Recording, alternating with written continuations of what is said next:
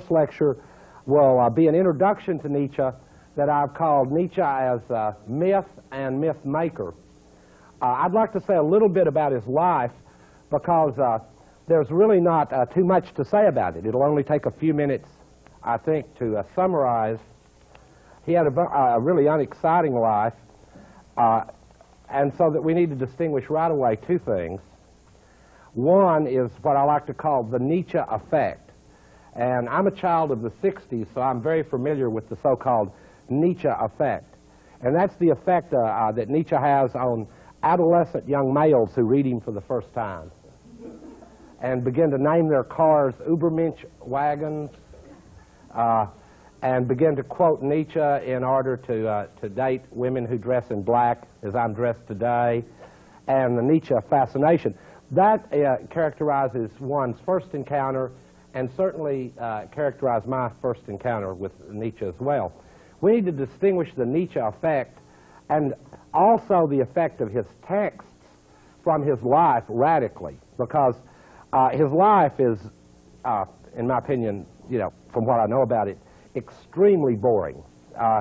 Someone asked me before the class, well, was Nietzsche gay? Well, he wrote a book called The Gay Science, but he didn't publish it, in San Francisco or anything, and it's not about gays. Nietzsche probably only had one sexual encounter in his life. It's likely that that encounter, that he contracted syphilis in that encounter, so this is hardly the subject for a mini-series. I mean, this won't make it to Dallas. He was a brilliant young man who got a job teaching in a German university at a very, very young age. In fact, if you know the German university system, a remarkably young age. But because of migraine headaches and problems with faculty meetings, things that I'm very familiar with, he quit and traveled and wrote books. So in a certain important sense, the books that I will be talking about, the texts that I will be discussing, are his life. And so questions about his biographical history, I'll give you just an outline, because Nietzsche, in an important sense, is the last thinker of the 19th century, and also, in another important sense that I'll be arguing, I hope, throughout the course, one of the most important thinkers for our present moment. But Nietzsche was born in 1844 in Germany. Of course, I only talk about Germans. I guess this is established policy now, right, to concentrate all our policy on Germany, Japan, and the Soviet Union. And he was from one of those three. He was from Germany. He had a rather famous but brief friendship with the composer Wagner. That's about the most exciting thing, so I'm not going to say much about it, but he had a famous friend. He wrote a lot of books that we'll talk about.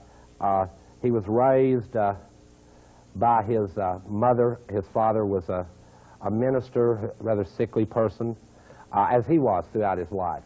So if any of you have had some brief acquaintance with Nietzsche and the doctrine of the affirmation of life and all the hyperbole about health and the Superman that appears in his text, it would be a shocking contrast to have met the real Nietzsche at one of the little resort towns where he used to hang out and find this dapper, rather quiet European man who was extremely ineffectual. This wouldn't be your view of Superman, for sure. Anyway, Nietzsche, the Nietzsche that we know in the texts isn't dead yet, the Nietzsche's writer, but Nietzsche died in 1908, and I'm sorry, in 1900, on the nose, which is nice if you're a historian and you like to periodize. He died at the end of the 19th century, but as some of you may also know, Nietzsche went mad 10 years before that, much to the delight of various commentators, Christian commentators and others who argue that anyone who took some of the extreme positions and series of positions, if one wants to attribute them to Nietzsche, about God, the argument is that, you'll go mad or you'll change your mind in a foxhole or whatever. So his madness has been a consolation to many, and certainly it was a consolation to his sister, who made the most obscene uses of him afterwards. by the familiar picture we have of Nietzsche as a person is, if you look at this portable Nietzsche, which I suggest to everyone as the first encounter you should have. It was sort of designed for that. You may have seen other books in this series, the portable so-and-so and so-and-so and so-and-so and so-and-so. Well, this actually is an excellent little text.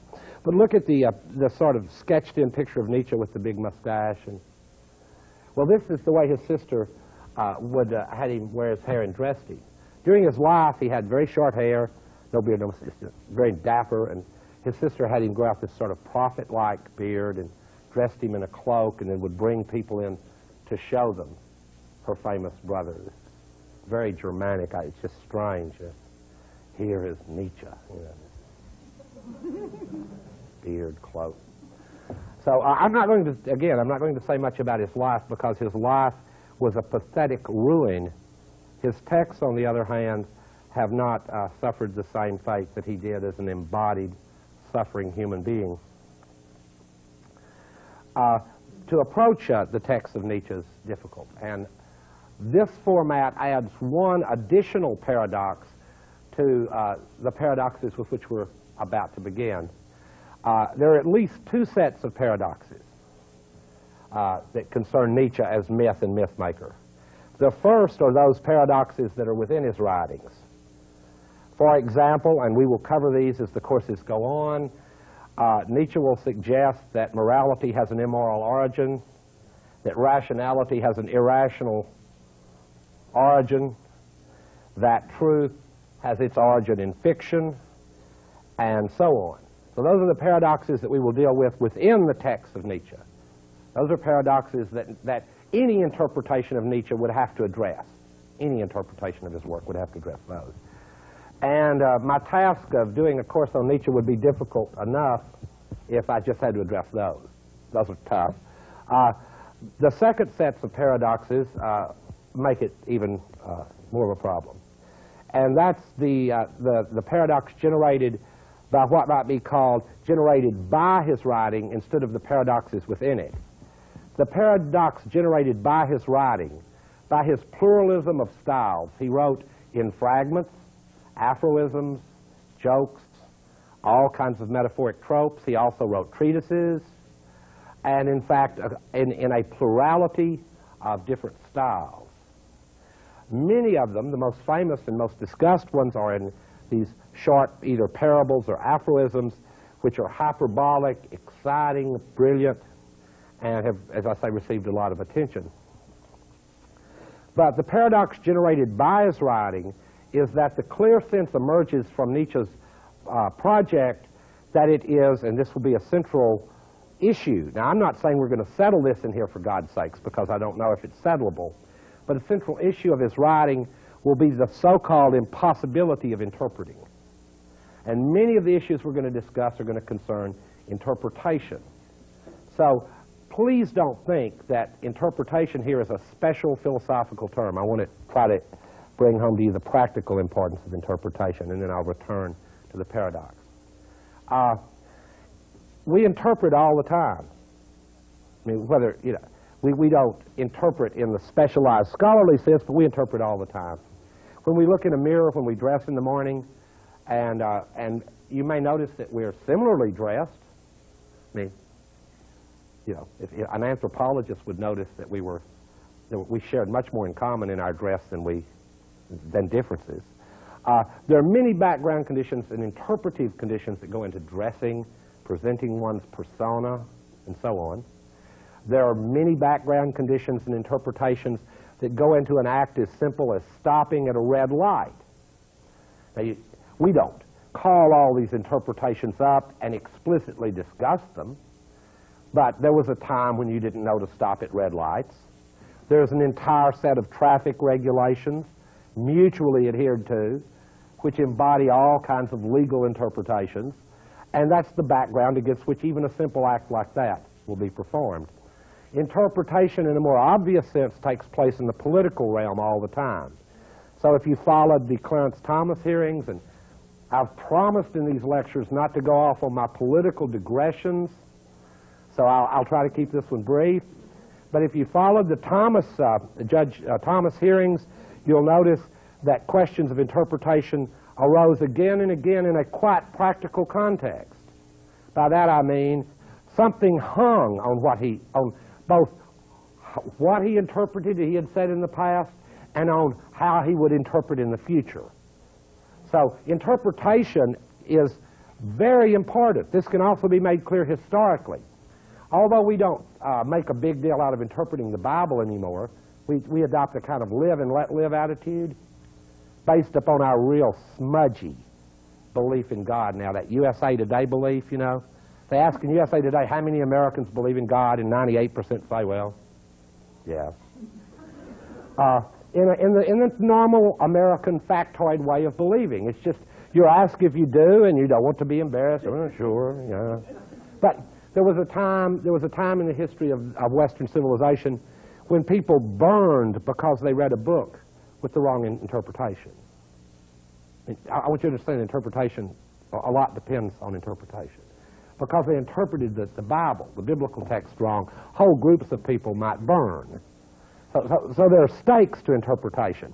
So as we discuss this throughout the course, please don't think that this is some airy, stupid, academic dispute. In fact, I would argue that the last 10 years of political life have been about the attempt to kill the very desire to interpret. In a certain way, there's been a certain trajectory, social trajectory, which the text of Nietzsche addresses, that involves accepting surfaces and to kill the urge to interpret in anything but the most superficial way. And that will be part of the social and political aspect of the argument I will develop, okay? Now, no thinker, and I'm going to avoid calling Nietzsche a philosopher. The reason is that I know a lot of professional philosophers, and I don't want to sully Nietzsche's memory in this way. Nietzsche, the writer, we will call him, a kind of writer, is importantly engaged in interpretation that will lead us not only into these contemporary issues and into theoretical issues, but he won't stay with just theoretical issues. They will be profoundly, importantly practical issues. Okay, well now back to the second paradox. Nietzsche's work suggests that in a certain sense it may be impossible to find what many people think they find when they interpret, namely the right interpretation. One of Nietzsche's primary targets is the notion that there is such a thing as the right interpretation in general. That's what makes it a theoretical point. However, the paradox now is obvious, right?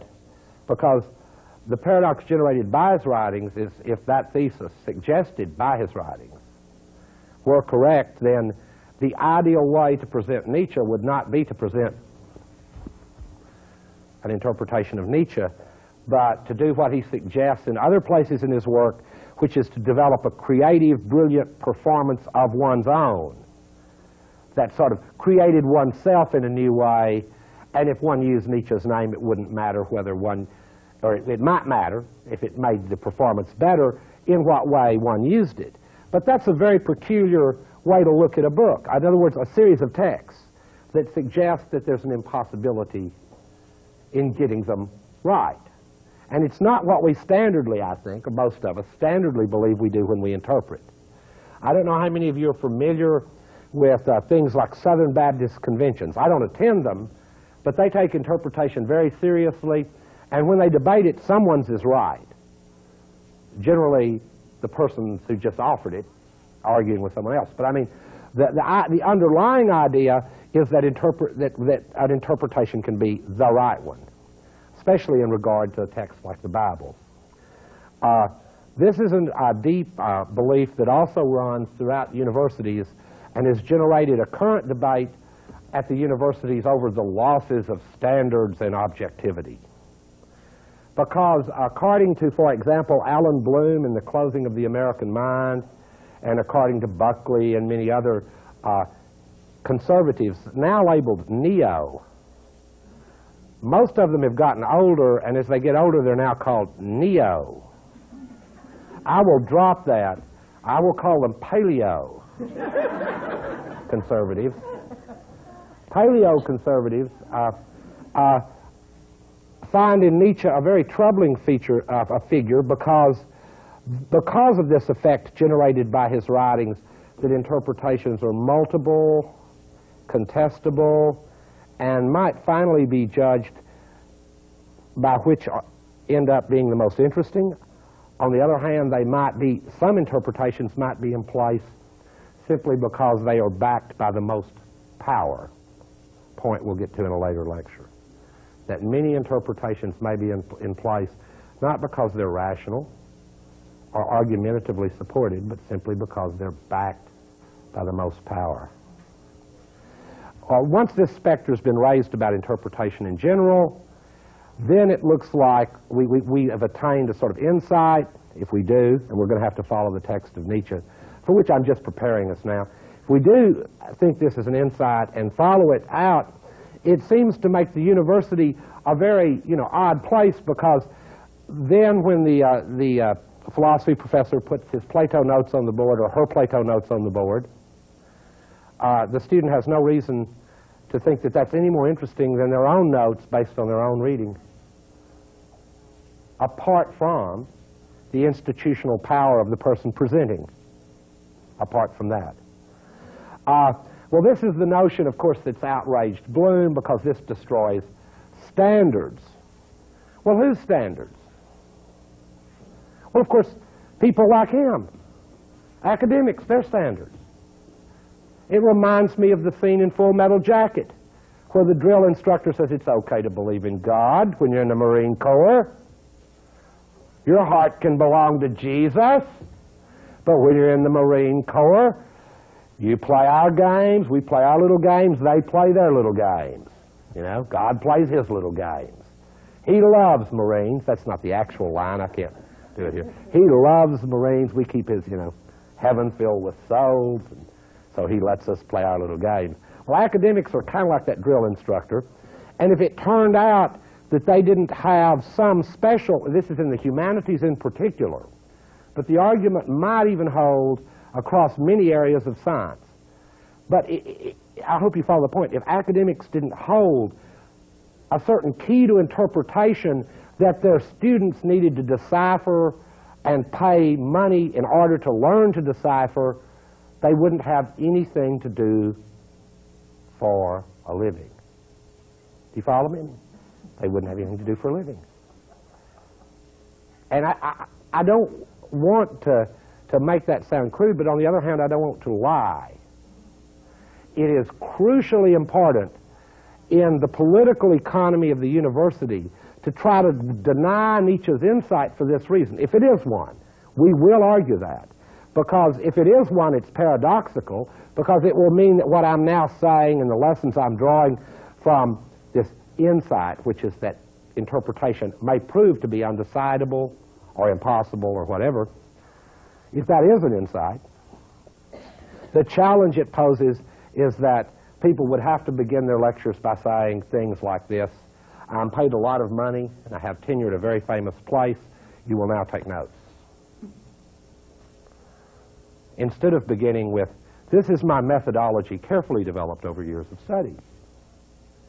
In other words, one would begin to see then what Nietzsche suggests in text after text, which is that the origins of such methodologies are in relations of power. That the methodological languages, however sophisticated, will in some sense instantiate those institutional powers. Traced to their origins, they will themselves prove to rest upon undecidable and interpretable material and not upon the facts themselves. So it will be a consequence of the effect of Nietzsche's text to make us at least question whether we can come up with the right interpretation of a text, of a situation, of a person. I mean, interpretation, again, to try to make it concrete and not some academic matter, interpretation is very important. For example, you've fallen in love for the first time, and things have been going great, and then one night you're out and you look and the person frowns for a few minutes. And a whole train of interpretations may start off. that are humanly important. This is not, you know, grad school. This is stuff you want to know about. What is this frowning business? It's been going great. I don't know what's the frowning. So interpretation's a rich human matter and not a theoretical matter. Okay, now let me get back to my starting points. The first one, we'll have to deal with the text generated by Nietzsche's specific positions and the work within his writings, and we will do that. The second is the paradox generated by his writings, the paradox, what we'll call the paradox of interpretation, one which I have not yet spelled out Nietzsche's case for, but I will as we go along. And then now we come to the third, and for me most interesting paradox, which arises from my own situation here, lecturing on Nietzsche in a new medium at the trajectory of a culture that Nietzsche saw as one that was leading to what he referred to as nihilism, the last man, the death of a certain form of being human. And to present the first set of paradoxes, and then to try to give you a sense for the paradox generated by his work, and then thirdly, to do it from this position, and in this context and in this culture, presents for me a third and deeper personal subjective paradox. Because on the one hand, I don't want to leave the text of Nietzsche as the possession, as a sort of esoteric possession of snooty elites. Not happy with that. On the other hand, I don't want it to lose its striking power by being somehow trivialized in the process of presenting it, which puts me in a third position. And I guess that, given also the second one, it generates another problem, which is, why am I here doing this instead of one of you? So I have to give an answer to that right away, and I'll start with a blunt one. And that's that I've probably read more of this than you have. That would be the answer you'd get from your mechanic about fixing a carburetor. Well, I've read the carburetor book. I've fixed these things. You go, well, I've never fixed it. And you go, okay, you try to fix it this time. So there's one analogy. And if one of you has read more, then you can come up here now. It's okay. I won't be offended. Just whatever. I'll have to leave that joke out. We'll cut that one. Anyway, another kind of example might be this. Doing Nietzsche might be something like housework, just something that has to be done over and over again, not trying to denigrate the unwaged labor under capital performed by women. That's how I describe housework. Unwaged labor, valorizing capital done by women, unwaged. But I don't want to put housework down, because I think it should be waged at the very least. It should have a wage. But in any case, it may be that interpreting Nietzsche will have to be something like housework, work to be done over and over again by a whole series of people who read and reread Nietzsche. In other words, I won't be up here trying to claim the authority of Nietzsche for anything. I will be making a kind of use of him. Now, that won't release me from the full paradoxes you'll see as we begin to look through his work. In fact, we'll just have to deal with a lot of paradoxes as we look through his work. And for people who enjoy neat and tidy lecture courses that have a lot of demonstrative arguments with conclusions that are necessary, this is really the wrong morning or afternoon for you to have shown up, because that will not be what Nietzsche offers.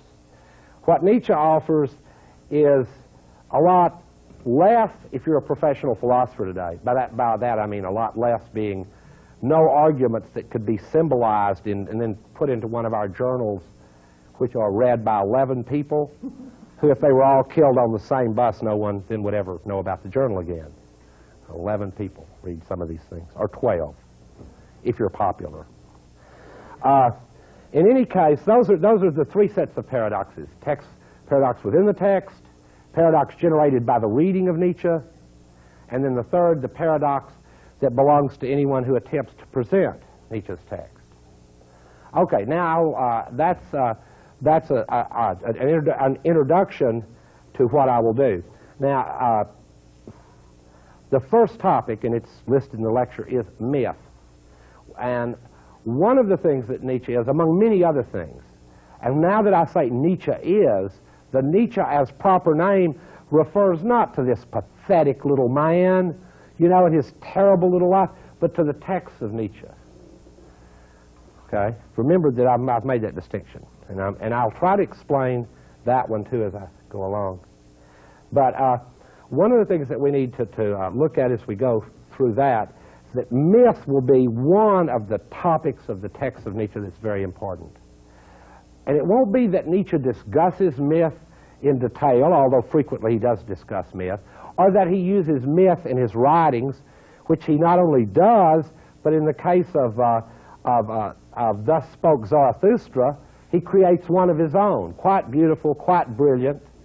I'm sure some of you have heard, at least you know there's a piece of music based on it. You're probably familiar with the prelude to it, which opens 2001, A Space Odyssey, the sort of Übermensch, Overman prelude. Anyway, myth is not only used by him, he doesn't only create one, but the topic of the relationship between myth and what some other philosophers have called modernity, modern life. I'm sometimes tempted just to simply call it capitalism, and usually will. Modern life. To try to make that come alive, you need to think about films like Charlie Chaplin's Modern Times. You have a sort of pastoral life, kind of pastoral and farming and stuff, and all of a sudden real fast machines. It's one way to visualize modernity. Another way is in the text of Kafka, these lines of bureaucrats, faceless little Joseph K's wandering towards an impossible justice. That's another way to imagine it. A way to theorize it is to read thousands of pages of Max Weber, bore you to death. Boring, but it will help you theorize it. So modernity is connected, importantly connected, with the Enlightenment. And we will have to discuss Nietzsche as in a certain very important sense, involved in what I will refer to as the dialectic of enlightenment. He will be involved in both a critique of the Enlightenment, a criticism of it, but then he will of course make use of its insights at the same time. And the critique of enlightenment that Nietzsche originates accounts for the title of the overall lecture series, which is The Postmodern Condition. Because if in any sense at all we are either in or headed toward a situation after modern life or postmodern, a term that some of you are familiar with, then certainly an important figure will be Nietzsche, both for the myths that he constructed about such a life and for the myth I just constructed that he may have had a role in constructing such a life, because that's probably a myth as well. Okay, now, the importance of Nietzsche. I mean, now we're going to do a little standard academic treatment here. The importance of Nietzsche. One of the reasons that I selected this course is because it's always good to discuss a thinker who's discussed in Time magazine and becomes the topic of routine polemics on Buckley and elsewhere. That's important because that's a part of our objective culture. It's a topic for conversation. And that makes your remarks more understandable and gives a real social purpose to doing it. So Nietzsche's importance is, as I said, in a sense, obvious. Nietzsche is the main target in Bloom's book.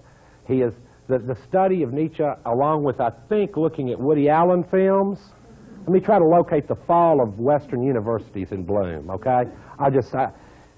If Mr. Bloom's in the crowd, I'm sorry. But anyway, Nietzsche, and German philosophy, mainly Nietzsche, Woody Allen films, and the dark music from Africa that started influencing American youth.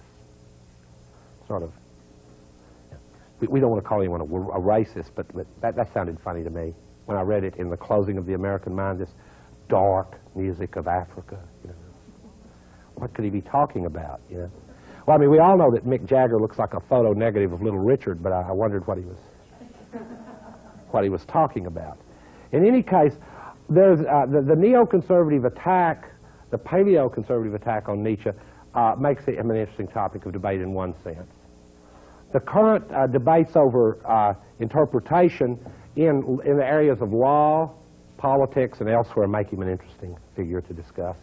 And then there's this issue of Nietzsche's return, which I would like to make historically contextual for you. I discussed, being a product of the 60s, my first encounter with him, and many young people encountered him at the time, and it was exhilarating because as we read through these texts, we will see that Nietzsche's always valorizing youth, creativity, life-affirming activity, always valuing misinterpretation, polemically, hyperbolically, you know, inciting people to laugh at authority and so on. And so there was a great exhilarating effect of Nietzsche in the 60s, which I think sort of washed out in the 70s, early, mid, late 80s, the way most things did, kind of settled into sort of a 30-something whining. I mean, I don't know the people who make that show, I'm sorry, but I mean, I watched it a few times and it was just, you know, suicide, please, anything but this, you know. I mean, Abby Hoffman, whatever, anything but this whining, pathetic, pale shadow of a human life, you know. But then a younger generation comes along and we have what's called Nietzsche's return. And this began in the late 80s. And the return to Nietzsche at first was quasi-nostalgic, and then it became humorous. And I also want to bring some of that in, because there are many humorous, and I mean, it would be absolutely out of the spirit of Nietzsche not to do this. There are many humorous uses for the text of Nietzsche. There was an issue of Semiotext magazine, which I really enjoy. I don't know how many of you have ever even seen Semiotext. But it's a bizarre little out-of-the-way journal that publishes all kinds of strange esoterica on the edge of the academic discourse. Bizarre conspiracy theories, strange political theories. And they did an issue on Nietzsche that began with a box that checked off style of interpreting Nietzsche, and the first one was shameless opportunist, you know. The second one was joker who's never read Nietzsche. Third was serious but confused academic. And you just checked off your box and mailed in the result of the survey to Semiotext after having read some of the articles on the new Nietzsche. And that's actually the thing that was the most in the spirit of Nietzsche in the whole issue was that box. Because Nietzsche has a tremendous, and I mean one of the reasons that one can stand Nietzsche at his darkest moments in his text. One reason that one can tolerate looking some of Nietzsche in the face and being able to stand it is because of these moments of incredible hilarity. I mean, just absolutely hilarious. I'll try to generate some of those as we read through here, because Nietzsche does, I think, as we proceed, we'll see that Nietzsche isn't a place to go for consolation. You know, this is not a place one would go for consolation, as you wouldn't pick it up like one of these feel-good pop psychology books that I find in the airports all the time. For every group imaginable, you know, unbelievable culture. Yeah. Books for depressed housewives ages 25 through 31. I mean, I didn't know you needed a book. You've got 8 talk shows. Why'd you need a book? Books for depressed husbands, ages 27 through 40, and so on. And just everybody's kind of depressed, and these are, well, Nietzsche's texts are not a place to go for consolation along any of those dimensions. In fact, one of the things that will be importantly denied in my account, it may just be mine, but in my account of Nietzsche, will be the very possibility of anything like a psychology, as anything more than just one more narrative about yourself that you decide to adopt. I mean, you can do that, right? I mean, in fact, it's disheartening today how frequently you meet someone a few years later and, oh no, I'm off the Valium now, you know, I'm in the Reverend Moon's church and I'm off the Valium. I mean, who knows? People, today what Nietzsche saw as an incredible project, which was to invent oneself, now is a marketable thing. I mean, that at the mall, you can go to the Gap and invent a persona, read a few of the right magazines that go with the clothes that you buy at the Gap and so on. So self-creation in an intensified market economy is something that Nietzsche would have had to deal with had he unfortunately lived longer. But he claimed to have lived out of season, and I will claim that his view is relevant to our own times. Now, let me return for a moment to this interpretation business, and then a few quotes from Nietzsche. I think that we should use a little Nietzsche to spice up the opening.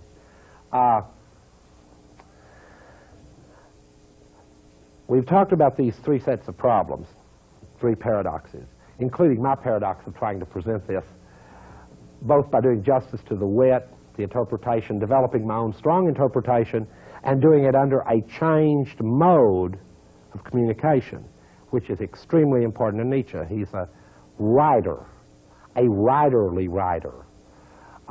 He's been referred to as someone who wanted to play Plato to his own Socrates. Let me explain that remark briefly. And this may help introduce you to Nietzsche a little bit. Playing Plato to your own Socrates would mean this. Socrates didn't write anything. Some of you may know that. Socrates didn't write. Plato wrote about him. So it was as though Socrates sort of lived this character that comes down to us in the constructed form of Plato's narrative, about which it has always seemed to me to be totally uninteresting to ask, was that really what he was like? For God's sakes, we don't even normally want to know that, really. I mean, if you've seen a great Billy the Kid movie, and there have been so many that a few of them have had to be good, right? And you see a really good Billy the Kid movie, it's not fun to go, was Billy really like that? I mean, who cares, you know? I mean, because that one was interesting and fascinating.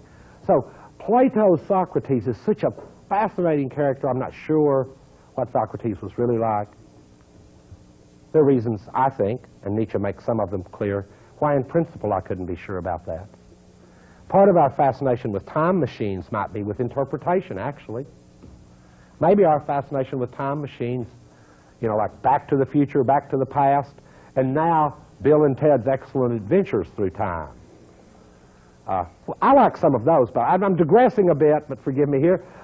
Bill and Ted's latest bogus adventure is a parody of Ingmar Bergman's The Seventh Seal, where they go to hell and play Twister and Battleship with the devil instead of chess. That will be a symptom of a postmodern culture. See, modernist humans will be worried about death. It will reverberate in sort of their being. And because there won't be a field of meaning to answer it, the problems of life and death, we will get the problem called nihilism. But when you cross a certain threshold point, a threshold point where people's real issue is, am I alive now? And that question seems radically undecidable, then you get cultural artifacts like Bill and Ted's Excellent Adventure, where the best response seems to be a kind of giddy, silly ecstasy at the very inability to have a self. I mean, and I can't say that I don't share some of the fun of it for our younger generation of quasi-cyborgs that will be raised in this postmodern culture. They will be unrecognizable, perhaps, within a few generations. Everybody's saying, oh, well, that's impossible. Let me try to generate this kind of historical change that Nietzsche was one of the first to foresee and to discuss, and which I will discuss throughout this course under the heading of nihilism, and that will be the social and experiential side of the problems of interpretation, although they're also experiential to me. And that's the problem of nihilism is the problem of finding meaning in a world that is no longer God-centered. That did not mean for Nietzsche, any more than it did for Marx or Weber or the other people who gave accounts of modern life, that there would no longer be a lot of religious people. You follow me? And it didn't mean that there still wouldn't be churches and believers, and there still wouldn't be holy wars and so on. It meant that an overarching cosmological story into which you could fit, that provided a background of meaning and a place for you, would be radically missing, and in its place there would be market relations, in which what you were would amount to what you do for a living.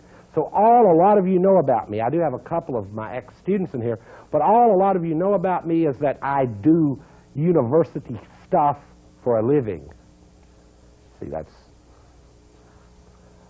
and that isn't a remark about my predilection, which is something I've talked about before. This is over my predilections. It's a mark about my profession, but it's more than that. Under these social conditions, it is an absolutely ontological remark about what I am. You know, when people at a dinner party say, "What do you do?" that is not a trivial remark. It's a story about a culture. What do you do? Answers what you are. Now, I know people resist this, and I enjoy the resistance. You know, at dinner parties, you go, "Well, I'm a writer." So almost a joke if you're at a dinner party in New York. "I'm an artist. I'm a performance artist. I'm a writer. I'm a this." And you find, "Well, but I mean, you know, what do you do?" They go, "Oh, I drive a cab. I wait tables." But my third novel is, I'm working on it. Yeah. No, this is a culture full of market relations where the construction of meaning becomes the burden of a newly constructed category, the individual, the bourgeois individual, the individual of modern life, the individual competitor on a market, in a market. No longer the member of, like, the community of God, in the broad sense, you know, of the feudal period, but someone who must construct the meaning of their lives in singularity. Let me say that instead of alone. With their, you know, sort of in singular, with their own resources. And that is a task that Max Weber thought would overburden them. And it's a task that Nietzsche thought almost impossible, but one he undertook, as I said earlier, by trying to become Plato to his own Socrates. In other words, not to actually live an interesting life like Socrates, but to write one as though he had lived it, a kind of deferred relation, but still to make meaning out of his own life in a context, and this, again, this word nihilism, I'll say a little bit more about it, in a context where the threat was nihilism, a culture where there was no fabric from which to construct meaning. Now, nihilism, in a certain way, then, won't be used by me to describe a philosophical position, because to the extent it does, it's supposed to be some silly position like this. Nihilists are people who believe in nothing. Well, if that's what nihilists were, there wouldn't be any, and that's not what we're diagnosing. We're diagnosing a nihilistic culture where no enduring beliefs can provide meaning for the overwhelming majority of members of that culture. That's the problem that Nietzsche identifies coming along with modern life. And also not coming along as a mystification, but coming along as part of the inside of modern life. Comes along with Darwin. In other words, being demystified about our origins. It comes along with a new view of the cosmos, being demystified about the importance of the earth. You know, where it is and how big it is and in the center of what. Being demystified concerning a whole series of things about which earlier there were powerful, important, meaning-giving myths. Part of the work of the Enlightenment was this destructive work of destroying myths. That was the work carried out by the bourgeois class and by its ideologues. I mean, it's not bad. I mean, you remember they said we won't have a decent world to live in until the last priest is hung on the guts of the last king and stuff. I mean, those are the mottos of the great revolutions. This is Washington, D.C., right? These are the great bourgeois revolutions. We love them, and they may be, in fact, a world historic destiny. Nietzsche's worry was that this kind of demystification, without creating new festivals, new games, new myths, would lead to a situation in which human beings willed only not to will any longer, who wanted sort of only not to want any longer. And Nietzsche saw this emerging culture as one that would be inimical to human life, about which, as I said, he doesn't have a lot of consoling things to say. So I'm going to read a little passage of Nietzsche and try to stop there to give us a frame within which Nietzsche views human beings. Now, I don't think this is all that theoretic, and I don't want it to be. I want it to be something that you can grab a hold of and understand, because this is kind of a modern myth I'm about to spell out for you. In fact, I may not read it, I may just gloss it. It's a modern myth that I'd like to spell out for you that many of us believe. And let's see, after we've examined this myth, if this is more or less comforting than the beautiful myth of redemption in, say, for example, the Bible. The myth is something like this. There are billions and billions of stars. The Earth is a tiny one. We crawl across it for just a few seconds, and then we individually are gone. Billions and billions of eons of time before and billions afterwards pass.